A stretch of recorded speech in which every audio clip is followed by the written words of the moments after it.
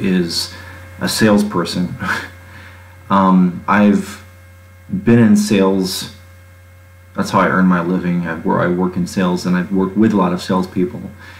And I was thinking lately, I've been reading the Bhagavad Gita, and there's a lot of, I noticed a lot of passages in that work that refers to the idea of working without expectation of receiving, or working without expectation. And I think that's a really interesting topic if you're really doing any kind of business, but especially, I guess, what you would call sales. It's been something that I've struggled with my whole life, where, and I think most people do, that when you work, or when you do something, when you create something, or when you make a call, or you send an email, or whatever it is you're doing, most of us want to be able to see some kind of measurable response, or some reason why we're doing that thing. And in sales, it's if you are sort of calculating the result or the response to what you're doing, what ends up happening is you get really frustrated, because you can make 50 calls or send 50 emails and not make any deals, and that can go on for days or weeks or months. And so a salesperson really has to be able to find a way to sort of, first of all, enjoy the present moment of doing that work, which is really difficult if your job is to disturb people and try to talk to them about your solutions and your products, and then you're supposed to do that without getting frustrated, or without constantly thinking about the result you're getting. And if you're able to do that, then you're able to keep going forward and do the activity you need to do. And of course, we all know that when a person stays at it day after day, and they do the work, and they create the activity, and they keep working at the message, and working at the presentation approach and everything else, the sales are going to come. And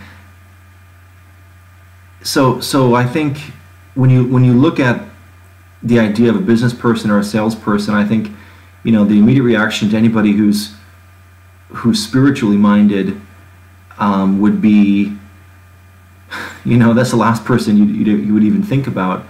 And yet, who could possibly use that kind of wisdom more than someone who's going out there every day and trying to make new human connections, trying to form human relationships, and trying to build trust with people? I mean, this all comes down to, it's unfortunate that in business school, you're absolutely not going to come across anything with any kind of spirituality, or any kind of life meaning, or life purpose, or any of that stuff. And the most you're going to get is ethics, and that's just pretty much it's just not addressing the needs of the human spirit.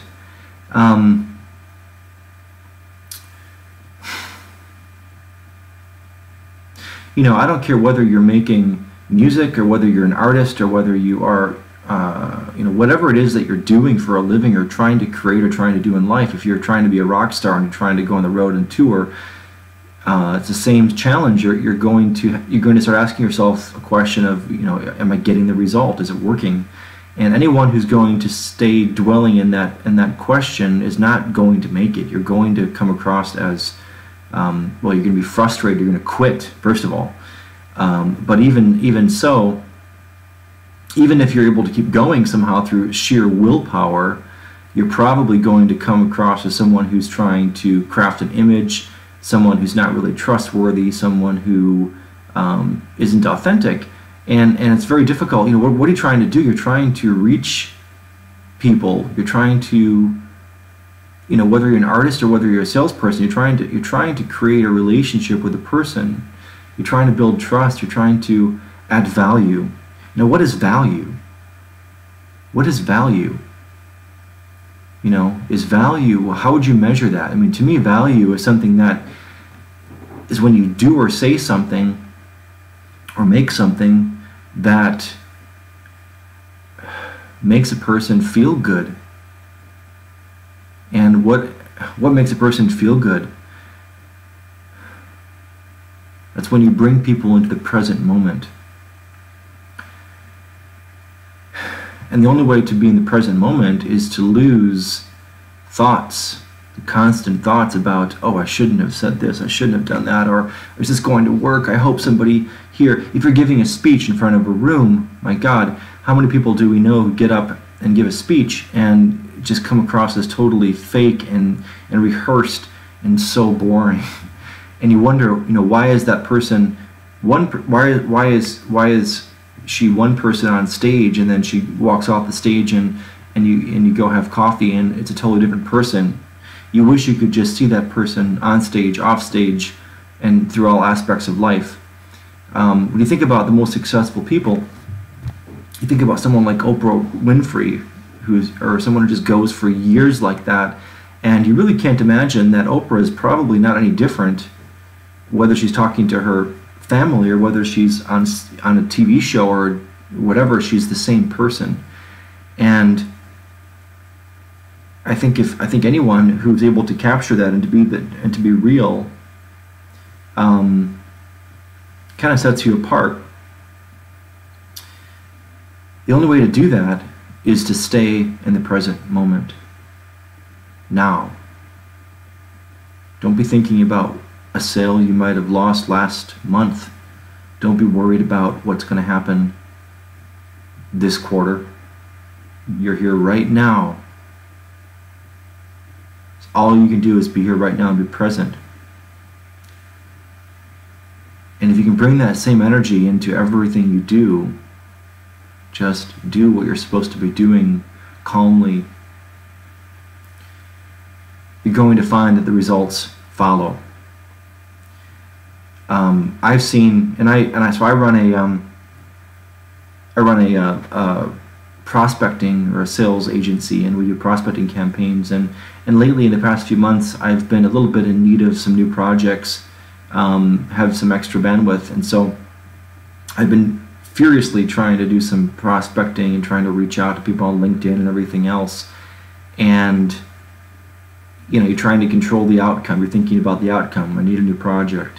And I found that if I just relax a little bit, yes, do the work, yes, do some prospecting, be available, respond to people, but the result always tends to come from a source that you don't necessarily expect. A person that maybe you haven't reached out to for a long time, who just thinks about you and reaches out. Or maybe sometimes, I don't know if you guys noticed this, but sometimes you just have a thought about somebody who you knew or who you know, and then sure enough, a few days later they respond to you.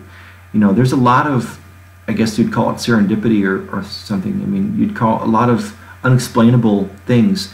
And this gets into the spiritual realm.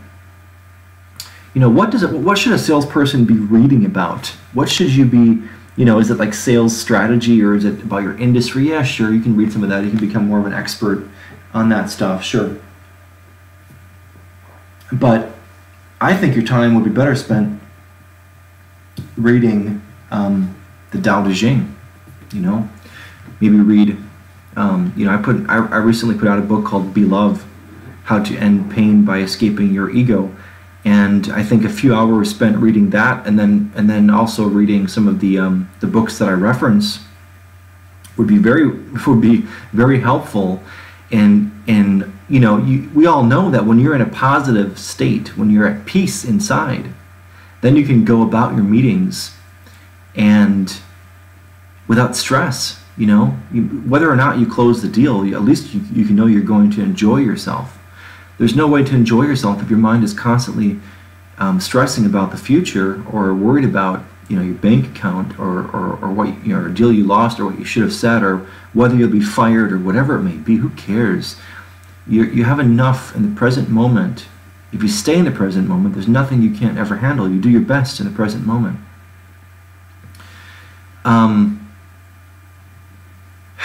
So that's one sort of portal into the present moment. Awareness is a portal into this sort of spiritual realm where you can begin to calmly and effectively do your thing. And I've worked with, I think in every organization, if you have 10 salespeople, 1 or 2 are going to be extraordinary, the rest are going to be mediocre.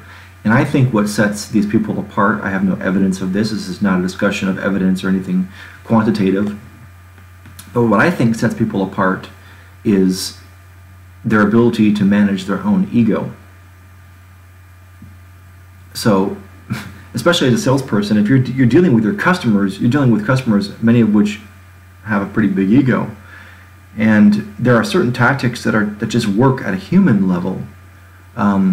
Forget business for a second. We're talking about human relationships. For example, a person who understands the ego understands that it is better never to defend yourself. Certainly don't attack anybody, but also don't defend yourself. So when a customer has an objection, does it really work to immediately get defensive and start explaining why it's not true? I don't know. I don't think so. I think, what if you just shrugged it off? What if you just shrugged off the objection and focused on the reason why you're there to talk to begin with? For example, in my business, I do outbound prospecting, like I said. So a customer might say, well, we've tried to work with outsourced vendors, and it doesn't work. Now, I could either defend myself and say, what approach did they take, and we do it this way. But instead, I could just simply say, that must have been frustrating. Do you want to tell me about that? By doing that, you're going to get a lot more information. You're going to be able to get, the prospect is going to talk themselves into a conclusion or a resolution of some kind, and then you can very easily address whatever the truth is. Most people, if you're living in your ego, you're so busy thinking about the next thing you're going to say that you're not listening to the other person. And we all know that a good salesperson, an effective salesperson, is someone who's able to truly listen, ask great, intelligent questions. It's not so much about what you're saying. It's not about you. It's not about how you come across. It's not about what you're wearing so much. It's not about being self-aware. It's about being aware of the other person, being aware that their opinion of you doesn't matter. If you read someone like Don Miguel Ruiz's The Four Agreements, you learn that anyone else's opinion of you has no bearing on reality unless you believe that it's true about yourself. So it doesn't really matter what someone else is going to say about you behind your back, and that's a big deal for salespeople when you're trying to go through a pitch and you want to get it right, and you're kind of embarrassed whether you did that and whether you said it intelligently or what they're going to think. And that it's just not effective. You have to just stay in that moment and stay comfortable in that moment.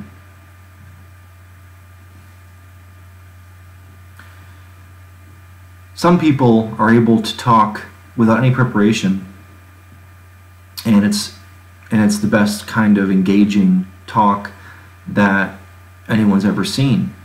Other people try that without preparing for a presentation or a speech, and it's a disaster. They'd be better off having prepared.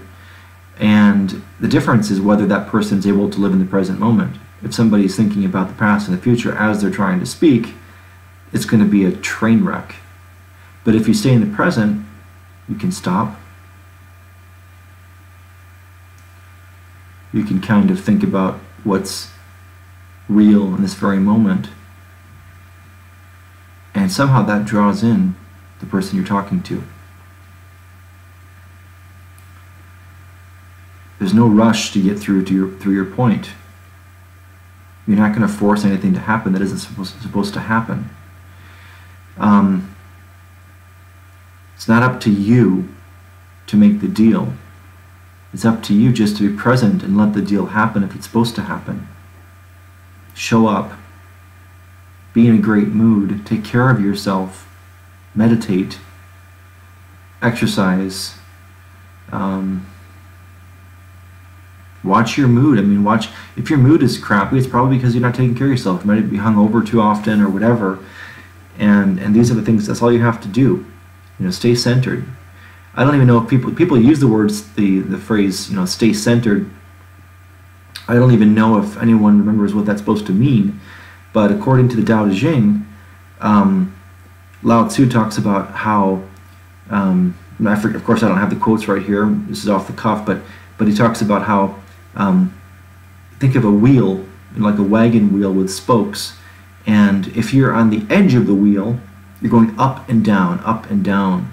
If you're at the center, on the hub of the wheel, then you're staying centered. That's what it means when someone says to stay centered. How do you stay centered? It's very easy to say that you should be centered. Well, how do I do that? When I'm worried, when I have fear, when I'm angry with someone, when I'm feeling slighted by someone, when I'm resenting something, I'm up and down, and everything depends on the external factor, on what that person says or does. And if you're in that state where you're depending on the external, you're going to be not centered. You're going to be up and down. It's interesting if you understand that your state of being, that all the love you need, everything you need, everything you need, you already have. It's already inside you, and it's stillness within you. Then nothing that happens on the external has much of an impact on you.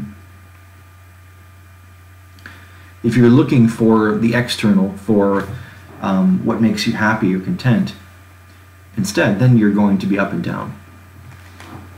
One day you get a nice paycheck, the next day you don't get a paycheck, so you're not as happy. One day the customer gives you a verbal commit, this next day they cancel the order. Then you end up up and down, and you're a train wreck, and then you're drinking at night just to not forget about your problems. But if you understand that you already have everything you need, you don't need a spouse to give you a certain kind of love. You don't need a boyfriend or girlfriend. You have all the love you need. You are love. You don't need the approval of a customer or anybody else. Then you stay centered. And you'd be really surprised at how much you would enjoy your life. I can't tell you how many times this stuff is a little bit new to me. I actually came across, I've been exploring these topics for some time, but really in the past 9 months or so, I've been a lot more serious about these spiritual topics, and I've been actually practicing this. And actually I can say that I've not felt any pain in the past 9 months. I have small ups and downs, but they can be very easily corrected. I know how to correct them. I know how to let go of thoughts, let go of fear. Whether I'm making a lot of money this month or losing a little bit, I'm able to keep in mind that it's all a game. It's all a freaking game, right? Any job, the economy, money, everything is a game. So it's not more important. It's changing, it's blowing like the wind. It's not truth. Truth is that which is unchanging. Truth is that invisible place inside of you. Truth is not your changing body. Truth is that part of you that is unchanging.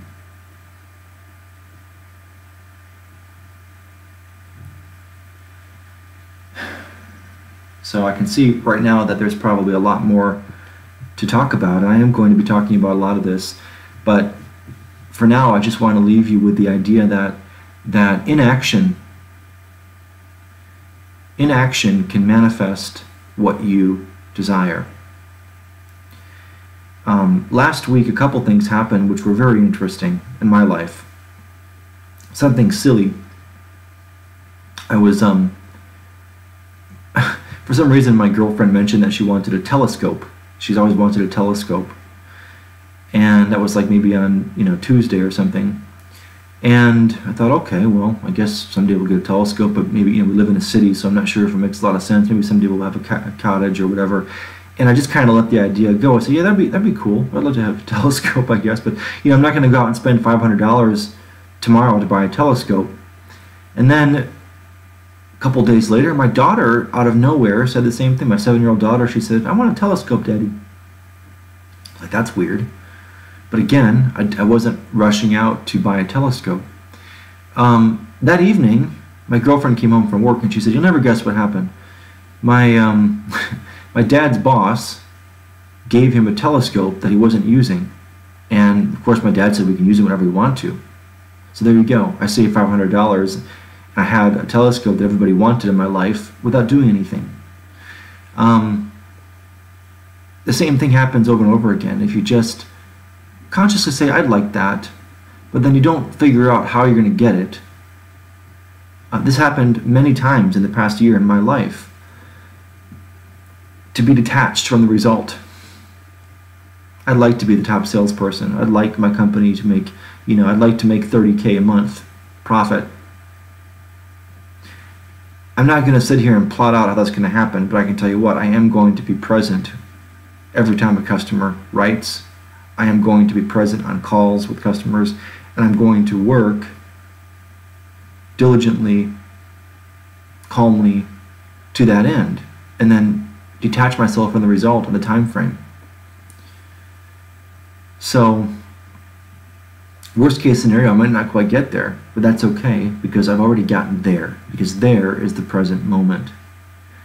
And only in the present moment can you actually feel the joy, the love that is available to every single one of us inside of us. So I think I'll leave this stream today with that. Thank you so much for watching this.